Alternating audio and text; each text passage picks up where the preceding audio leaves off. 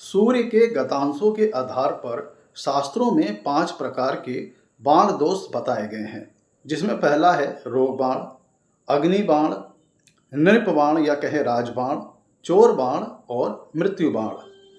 जिसमें हर बाण दोष के अंतर्गत कुछ न कुछ विशेष प्रकार के कार्य वर्जित बताए गए हैं।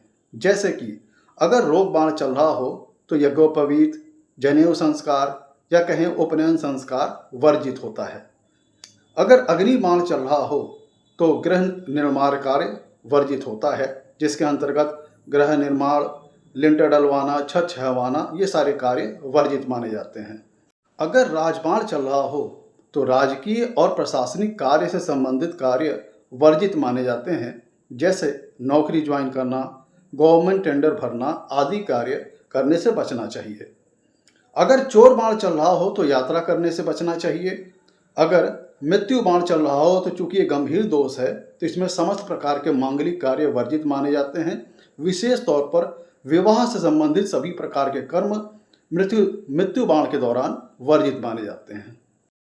सूर्य के गतांश का यहाँ पे तात्पर्य ये है कि सूर्य किसी राशि में गोचर के दौरान जितना अंश व्यतीत कर चुके हों तो वह व्यतीत किया हुआ अंश ही सूर्य का गतांश होता है। उदाहरण के लिए सूर्य किसी राशि में 20 अंश के हों तो इसका मतलब ये है कि सूर्य उस राशि में 20 अंश व्यतीत कर चुके हैं, इसलिए वह 20 अंश ही सूर्य का गतांश होगा।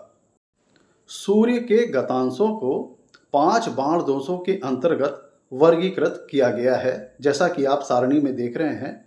अगर सूर्य का गतांश 8 है या 17 है या 26 है तब उस समय रोग बाण होता है।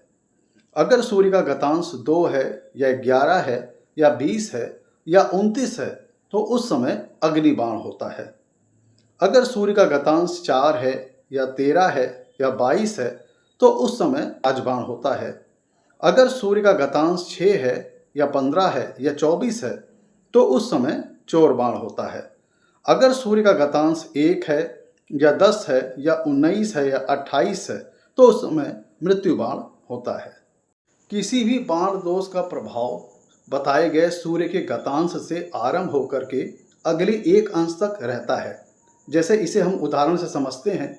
मान लीजिए सूर्य का गतांश 1 अंश है तो इसका मतलब क्या होगा कि मृत्यु बाण चल रहा है, और जब सूर्य का गतांश 1 अंश होगा तो मृत्यु बाण का प्रभाव आरंभ हो जाएगा, और जब सूर्य का गतांश 2 अंश होगा तो मृत्यु बाण का प्रभाव समाप्त हो जाएगा।